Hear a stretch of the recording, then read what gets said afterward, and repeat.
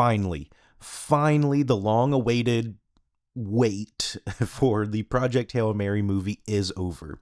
And to my non-reader friends, is this the story all of your book friends have been begging you to read for years now, swearing it's one of the greatest stories ever and you'll absolutely get into reading if you read this book? Well, let's talk about it. I was able to see this movie yesterday with my wife and two of our close friends, and before I tell you my thoughts on the movie and how it compares to the book, I thought this was a cool dynamic in our friend group while watching the movie. Quick note, this video is intended for people who have seen the movie or read the book, so if you don't want any spoilers, read the book or watch the movie first and then maybe come back to this video. My wife has not read the book, and one of my friends in our friend group has not read the book. So as a group of 4, 2 of us went in having read Project Hail Mary, while 2 of us were experiencing it for the first time on the big screen. So how did the movie stack up to someone who didn't read the book? Well, I'll rip the band-aid off right here. My friend and my wife both loved the movie. My wife even came close to crying a couple of times, which is always a good indicator of an emotional journey, which Project Hail Mary is absolutely an emotional journey. But what did my friend and I who had read the book think? Well, that's what we're going to discuss here. But I won't string you along. My initial thoughts on the movie, all 4 of us absolutely enjoyed the movie. It was definitely a 10 out of 10 viewing experience, but there were some differences from the movie and the book that I want to highlight. Project Hail Mary, directed by Phil Lord and Christopher Miller, does a wonderful job at bringing Andy Weir's beloved book to the big screen. Visually, this looks like the pages have jumped out at you. Everything from the Project Hail Mary ship, to Astrophage, to Rocky and his ship, all look exactly like you expect them to look like in the book. Although, I'll admit, sometimes when I was reading the book, I would picture Rocky as the big spider character from The Grim Adventures of Billy and Mandy, the one who was obsessed with Billy and kept thinking that he was his dad. But that was an ADHD brain not being able to stay focused. Also, I never really pictured Ryan Gosling as Dr. Grace. I heard a lot of people say Andy Weir has said Ryan Gosling was always his vision for the character, but in my head, Dr. Grace was always this 50-year-old dad who would be super involved in his kid's life if he ever had any. And that could be because of Ray Porter's voice acting job in the audiobook, which I highly recommend listening to. I did a read-along while reading this book, so I listened to the audiobook while I read it, and this is one of those rare times where I think it actually made the book better. But that's not important. The important question is, did Ryan Gosling bring Ryland Grace to life? Yes and no. I think Ryan Gosling brought his version of Dr. Grace to life, which is really close to the Dr. Grace in the books. I think what stood out to me in the differences in the characters is Dr. Grace in the book seemed a little more responsible than he did in the movie. I think Ryan Gosling's character was supposed to be that portrayal, but I just didn't think it really came off that way. I don't know. I could just be in my head. I can't explain why it was so different. He just had that feeling of he's not as responsible as the character in the book. But that brings me to the first real difference in the book versus the movie, which is in the book, we hear what Dr. Grace is thinking through all of it. The entire book is through Dr. Grace's POV. And I think that's a huge advantage the book has over the movie because we see exactly how smart Dr. Grace actually is and how good at problem solving he is. In the movie, he's obviously very smart, but sometimes he just kind of had the solution, and we didn't get much on how he came up with that solution. And now this brings me to my overall gripe, and I use the word gripe very loosely. Again, I did love this movie, but that brings me to my one issue, which I think can be summed up in one word, and that is suspense.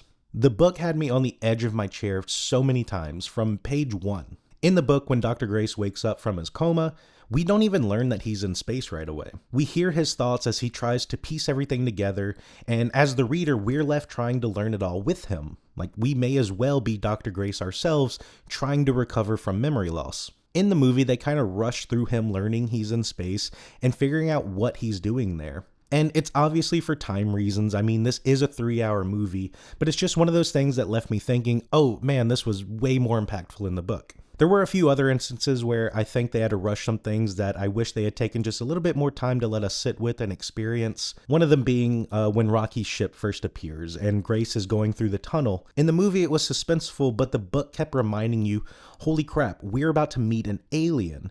Because while this is a sci-fi story, just like The Martian, this is a sci-fi story set in a more grounded world. Pseudo-grounded, if you will. Like you feel like this could all happen in real life. So meeting an alien in a more grounded space story is a huge deal. You really felt Dr. Grace's anxiety and excitement so much more in the book, and again, because we're in Dr. Grace's head, we're experiencing those emotions with him. In that scene, you also got a little more interaction with Rocky, where you see Rocky is kind of learning how humans have to view things because Rocky doesn't have eyes. He's learning that, oh, Grace can't see through walls. Let me repair this wall and put a window there so he can see me. It's a really cool back and forth that they have that they did have in the movie, but again, it was just a little sped up. Another thing I thought the book did better than the movie was Rocky's possible death scene. So that was the scene in the book that brought me to tears. And admittedly, that's the scene that almost brought my wife to tears in the movie. But that's the key word, almost. I thought the book did a really good job of making you question if Rocky actually was alive or not. We also did have more time with Rocky in the book at this point, so I'd say we were even more emotionally connected with the character. I don't think the movie had me questioning if Rocky was ever really dead.